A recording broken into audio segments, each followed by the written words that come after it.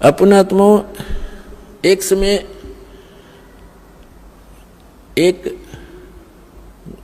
नगर के बाहर दो साधक साधना किया करते थे।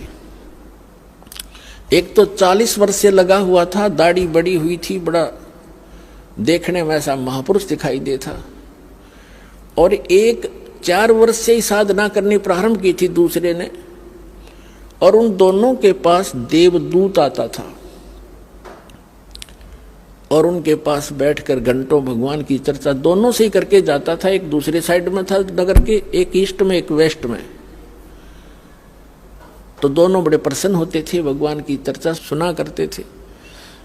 एक दिन भगवान के सामने देवदूत ने कहा कि प्रभु, आपके 2 भक्त उस नगर में एक विशेष आपके ऊपर विश्वास करते हैं, आपकी बड़ी भक्ति करते हैं, आपके ऊपर आरूढ़ हैं, कुर्बान हैं। तो भगवान ने कहा कि उनमें से एक भक्त है, ये दूसरा भक्त नहीं है, वो तो वैसे ढोंग कर रहा है। तो देवदूत ने कहा कि वो भक्त होगा जो 40 वर्ष से आपके ऊपर कुर्बान है। पर भगवान ने कहा कि नहीं, जो 4 वर्ष से लगा है ना, वो है भक्त। अब ये देवदूत का बात गले उतरे नहीं कि वो 4 साल से लगा रहे, 40 वर्ष से मालिक के नाम पर बैठा है, सब कुछ घर त्याग रखा है। तो भगवान ने उसके मन की वृत्ति जानकर कहा कि देवदूत, क्या मेरी बात पर विश्वास नहीं हुआ? देवदूत कहने लगा, जी भगवान, आपकी बात पर अविश्वास हुई तो हो ही नहीं सकता, लेकिन मेरी बुद्धि संकीर्ण है, या मेरा गला उतरती कोई ना। तो परमात्मा ने कहा कि आप किस टाइम जाते हुआ? वहां पर के 1 बजे से जाता हूं, कि आज तू 2 घंटे लेट जाना और देर से जाना। और देर से जाने का वो कारण पूछेंगे तो ये बताना कि आज भगवान ने ऐसा ऐसा किया। फिर उनकी दोनों की जो प्रतिक्रिया हो वह मुझे बताना। वो कहना ठीक है जी। अब 2-3 बजे गया देवदूत। उस दिन पहले गया उसके पास जो 40 वर्ष से बैठा था, उसने पता था कि यूं खरा भगत है, वो ये सोच रहा था। अब उसने भी कारण जाना कि देवदूत आज तो बहुत लेट आए, क्या बात हुई? आपकी इंतजार कर रहा था, चर्चा करते भगवान की, अच्छा टाइम पास होता था।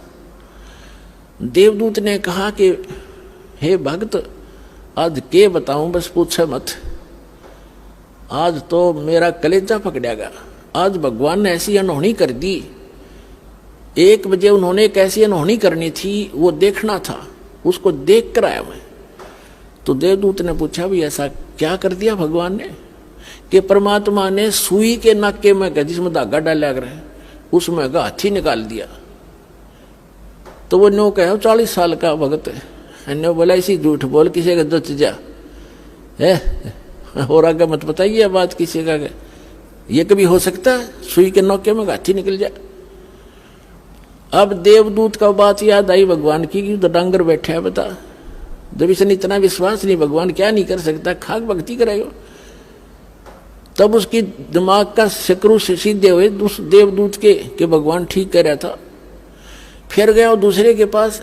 अब उसके मन में ये थी कि दूसरा तो और भी गलत बोल लेगा, जो 4 वर्ष से लगा हुआ था।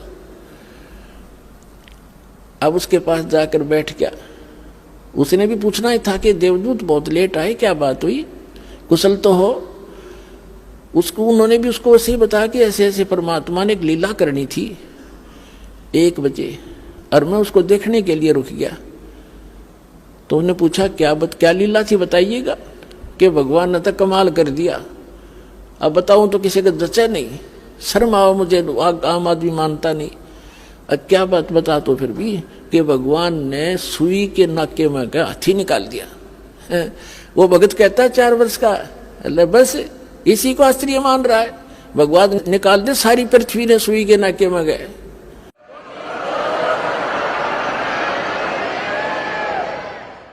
तो देवदूत ने सीने से लगा लिया उस भगत को कि धन है तेरे माता पिता जिनसे जन्म हुआ, भगत होती सा हो।